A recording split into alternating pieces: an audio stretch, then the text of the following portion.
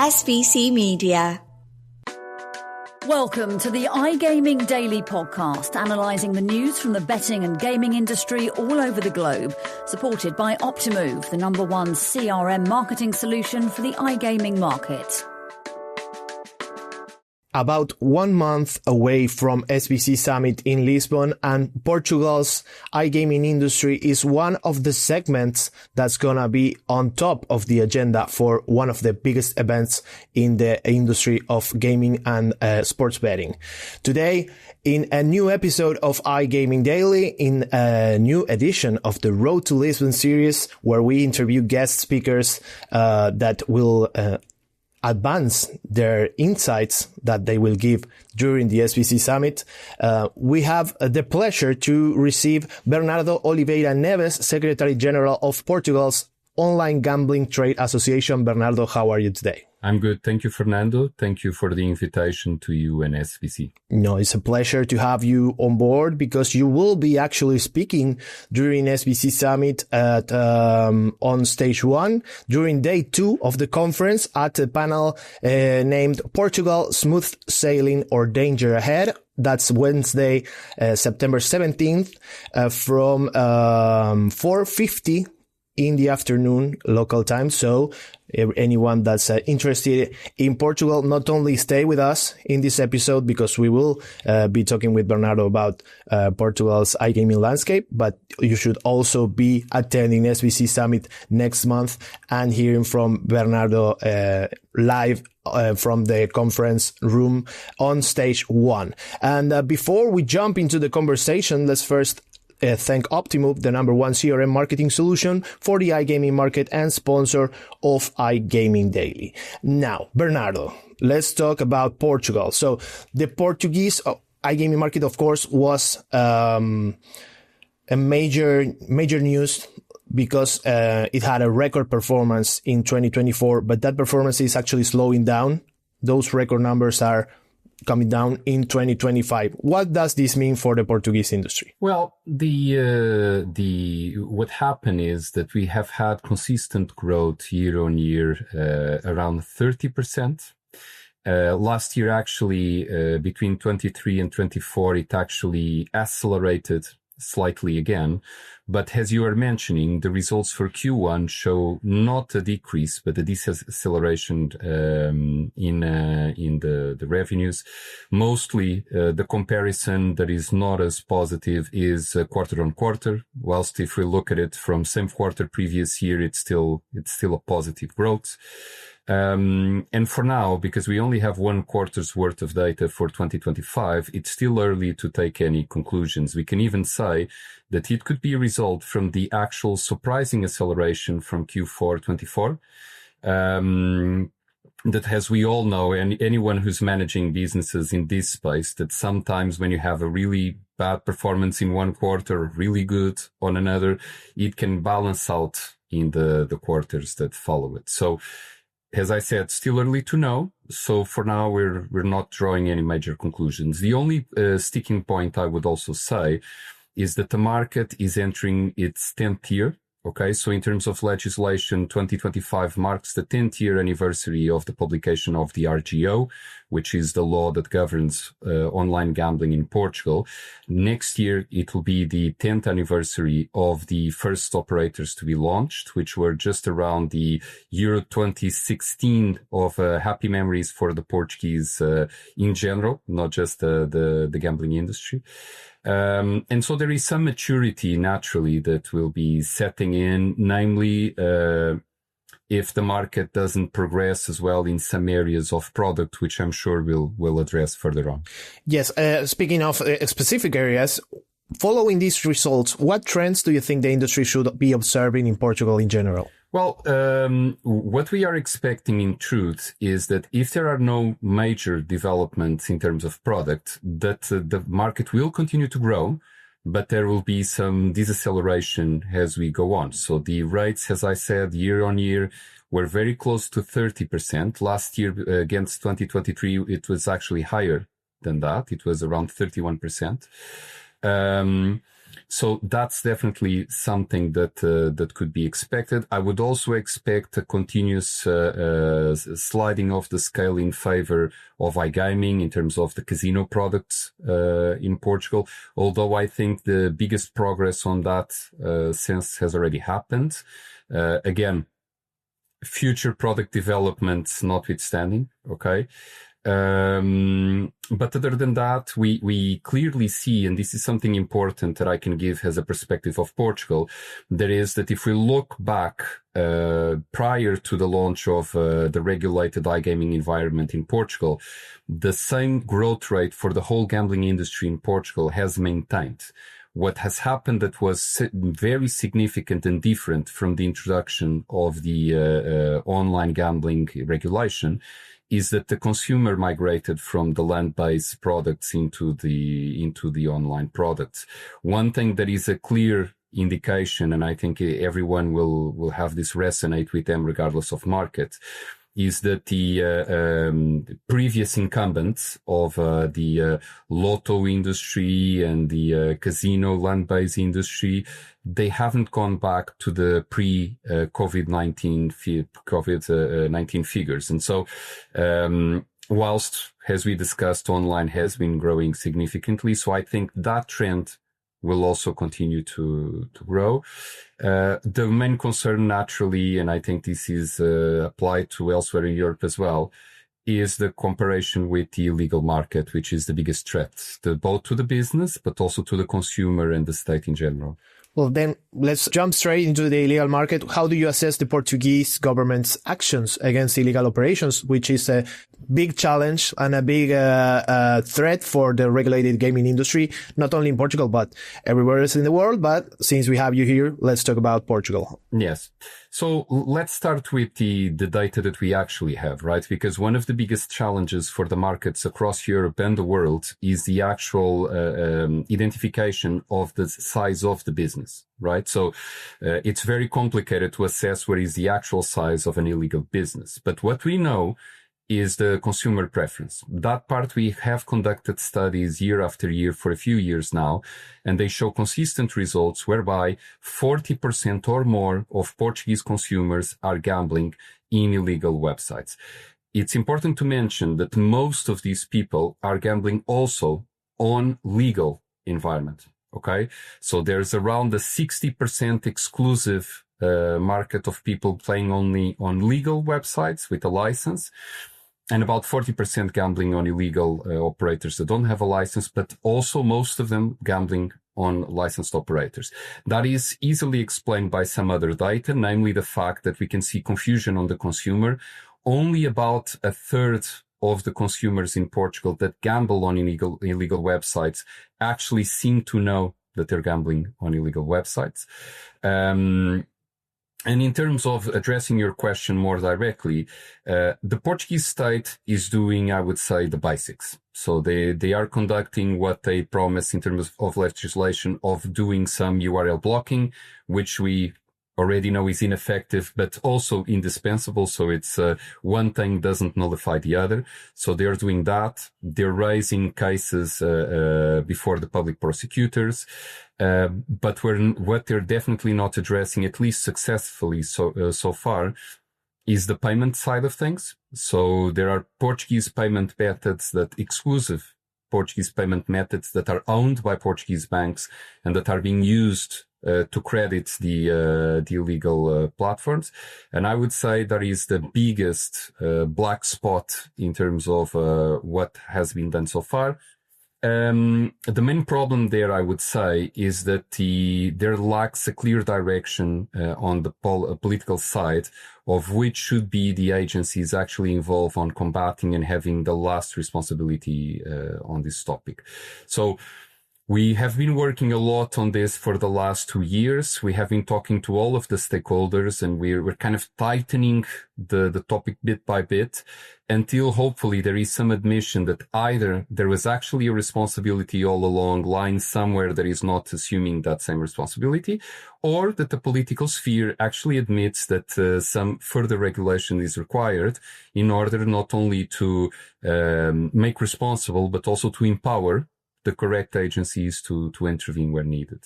And well, we kind of already have a sense of what the government needs to do to safeguard the regulated market, given this last bit of your answer there. But let me expand a little bit on the question and say, most Western European countries, have updated and have modified substantially their regulation. And Portugal has been a little bit more conservative, let's say, and it has maintained its original framework from the original online gaming regulation. Why do you think the country has remained so reluctant to implement further regulatory revisions? And again, what areas do they need to update to continue to safeguard the regulated market? I think you phrased it very properly, Fernando. So the Portuguese regulator and legislator has in fact been very conservative for good and bad. Okay. So one of the things we haven't noticed yet is impulsive political approach to restricting the market. So that has not happened here yet. Each time there is an impulse for restriction, we can see that in fact this is being studied and looked at. I'm not going to say in depth, but at least it's not being made lightly. Okay, so that's a positive. But there's the negative, which is that both on product, but also on responsibility related to illegal gambling, things haven't moved. The why, I believe, is related to what type of political subject online gambling is. So for the most part, politicians, I believe, look at this as a topic that has more power to do them harm than good. And namely, if they're going to take a very structured, constructive, rational approach, it might not be understood by the people who are actually benefiting from that approach. And so they tend either to do nothing, or what we see elsewhere in Europe sometimes is that some more specific political groups in specific parties or within broader parties take action, but mostly looking at restrictions a lot of times because it's something they believe will result in an easy political gain.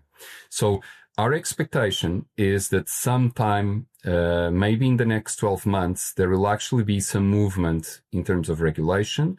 This could happen specifically for restriction as it happened elsewhere, but definitely the industry will be doing its best to make sure not only that any restriction that is applied is actually to the benefit of the consumer in particular and to the broader society, and also that all of if we're touching the law, that any of the other increments which are necessary to make the market evolve actually are also happening. You have given our listeners a lot to think about on the regulatory landscape in Portugal. So let's give them a quick break to go get a glass of water, and we'll be right back with iGaming Daily after this quick commercial break. SBC Leaders connects the gambling industry's top-tier operators and associations to share the best ideas, collaborate on solving the biggest issues, and push innovation throughout the betting and gaming industry. If you're an operator and want to join the discussion, visit sbcleaders.com for more information. And we're back with iGaming Daily in another episode of the Road to Lisbon series with Bernardo Oliveira Neves, Secretary General of the Portugal's Online Gambling Trade Association.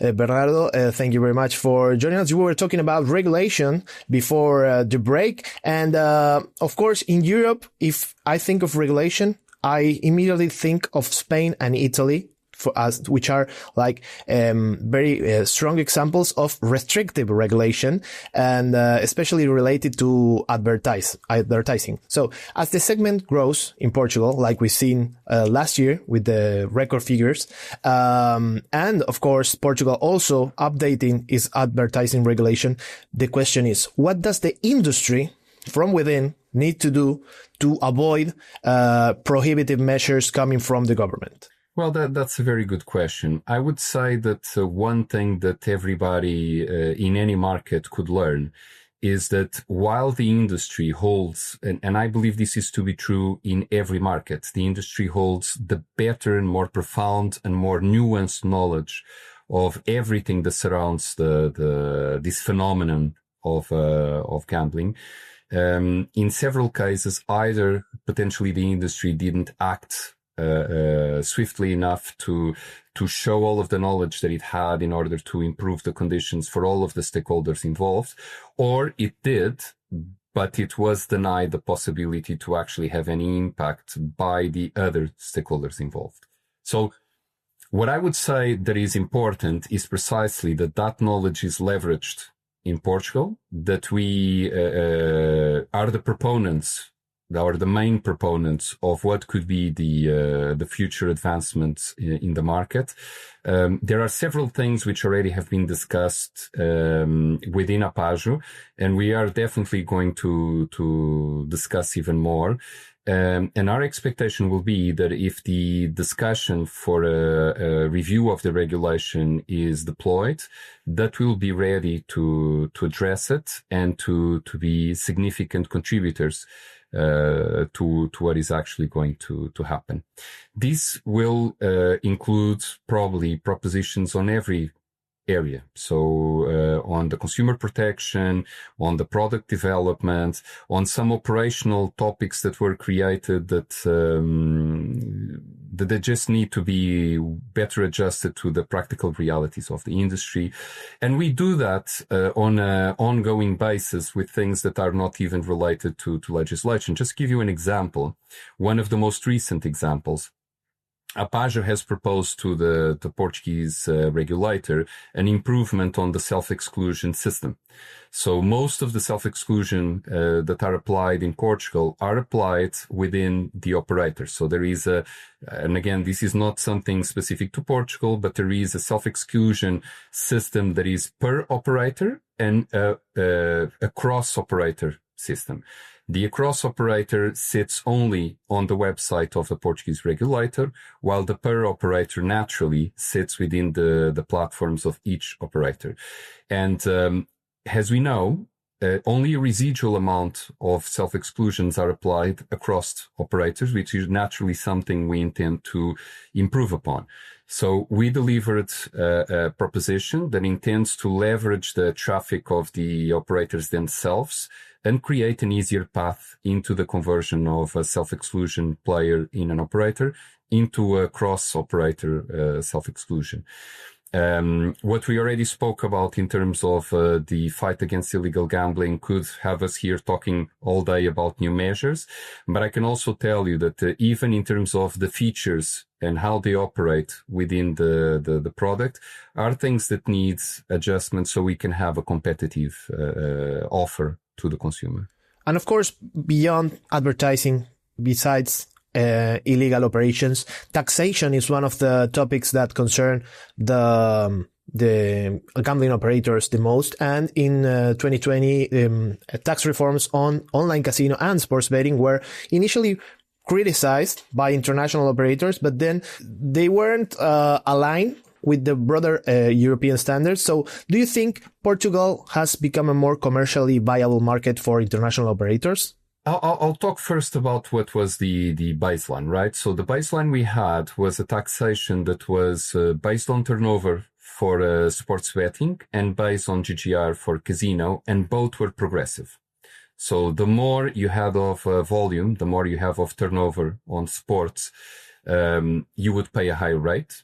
And the more you had of revenues in terms of casino, you would pay a higher rate. The only change that happened in the taxation so far came to adjust that progressive element, which obviously was problematic, in particular in regards to the sportsbook taxation. Right now, what we believe is that definitely there's room for improvement, but it's more nuanced than a lot of times is expected. We understand the position of some international operators that look at Portugal and they would love for the taxation to just move at least on a sportsbook into a GGR base. Okay.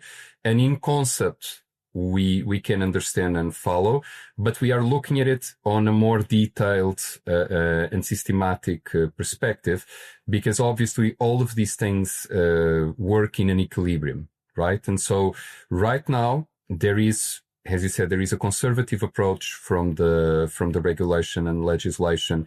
But when things change, we need to understand that it's more hard to conceive that they'll happen in pockets, right? That there will be a change in taxation without a review of other elements. And so, and there's even the possibility that we know, looking at other markets, that if there is a review, it can actually worsen conditions in comparison to improve them.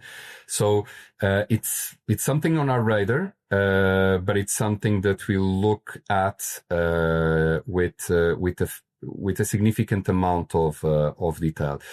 Regarding the viability, I believe that the market has shown itself to be viable, at least for the most significant operators. I'm not going to draw comparisons with other markets, although I would say that definitely we are in one of those situations where we're not the best nor the worst on either of the chapters, although definitely I would put us on a better position in terms of what is the taxation on casino, and on a worse position if we're comparing in regards to the sportsbook taxation. Bernardo, we could have you here all day talking about this, but unfortunately we're running out of time. Luckily for us and for everyone in the gaming industry, you will be speaking at the Portugal Smooth Sailing or Danger Ahead. That's a panel on stage 1 during Wednesday, September the 17th. That's day 2 of the conference at SBC Summit. That's again, Wednesday, September 17th at 4:50 in the afternoon on stage 1. That's Bernardo Oliveira Neves from APAJO, Portugal's online gambling trade association, who will be moderating that panel. So Bernardo, to close up the episode, where do you see the industry going in the future in Portugal? Well, my hope is that Portugal could actually be a flag bearer for the industry across Europe. Obviously, we'll need all of the stakeholders to pull together to make that happen. But we at least have that hope that if there is a positive, constructive discussions with everybody on a good standing, that we can actually make Portugal an example of what can be achieved with the right balance for all of the involved parties.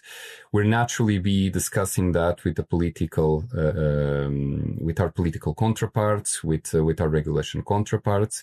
And hopefully this will continue to be a very welcoming market, in particular for the consumer, which I believe is the main concern of all involved parties. Bernardo, thank you very much for your time. We will see you then in SBC Summit. Thank you. See you there.